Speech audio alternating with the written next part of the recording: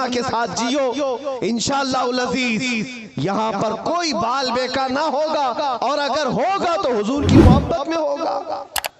مکہ مکرمہ میں جب بلال حبشی کو لوگ مارتے تھے، ان کے سینے پر پتھر رکھتے، ان کو انگاروں میں سلایا جاتا تھا، تو کیا انہوں نے چھوڑ دیا تھا اسلام؟ نہیں، اب اسلام نہیں کہوں گا، تمہارے بھگوانوں کا نام لوں گا، نہیں، ان مصیبتوں میں بھی وہ ثابت قدم رہے۔ اور چند دنوں کے بعد جب اللہ تعالیٰ نے بلال حبشی کو آزادی عطا کی، میرے مصطفیٰ کے قدموں میں گئے، 6 سال کے بعد مکہ واپس آئے۔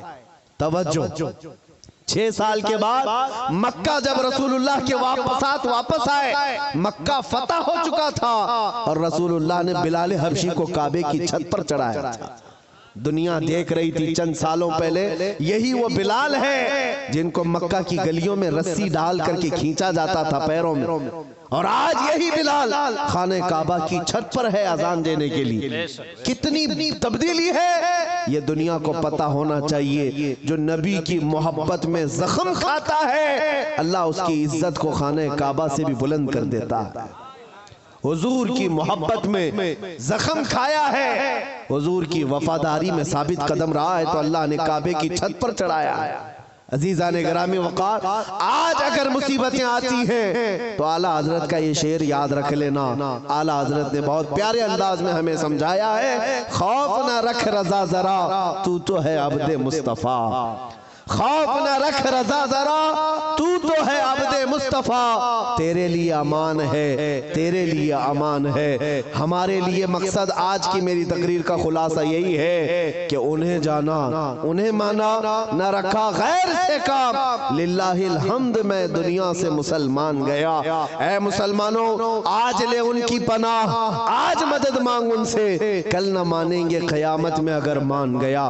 نبی پاک صلی اللہ تعالیٰ علیہ وسلم کی وفاداری کا حق ادا کرو۔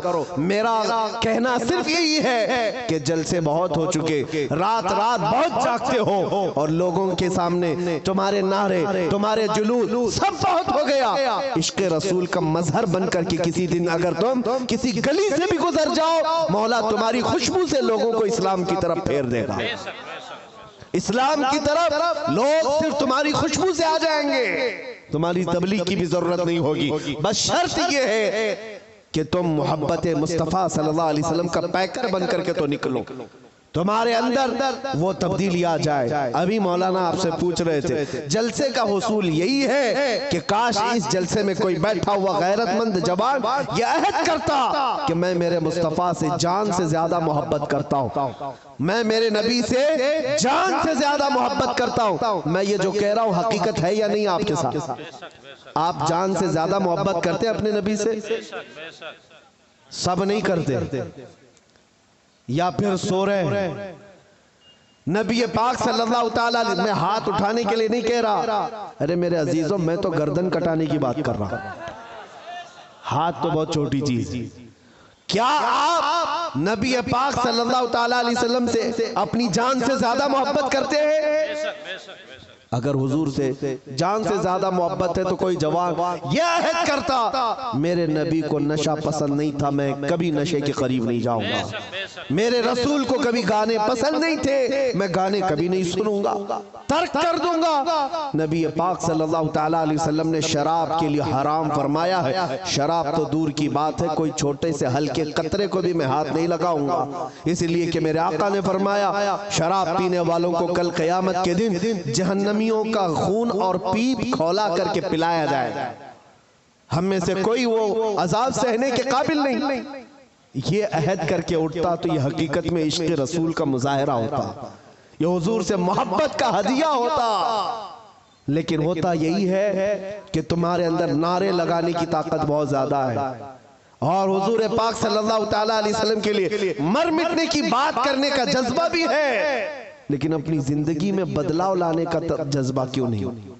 حضور پاک کا واسطہ دیتا ہوں، زندگیاں بدل ڈالو، زندگیاں بدل ڈالو، اور اگر تم نے اپنے محلے سے شروعات کی، دیکھتے ہی دیکھتے یہ فضا پورے ملک میں قائم ہو جائے گی، پورے ملک میں قائم ہو جائے گی۔ تم اپنی مسجدوں کی پابندیاں شروع کر دو، تمہاری مسجدیں بھری ہو تمہارے نمازوں سے، تمہارے سجدوں سے، ایک بات میں آپ کو بتاؤں، ہمارے علاقے میں ایک محاورہ کہا جاتا ہے،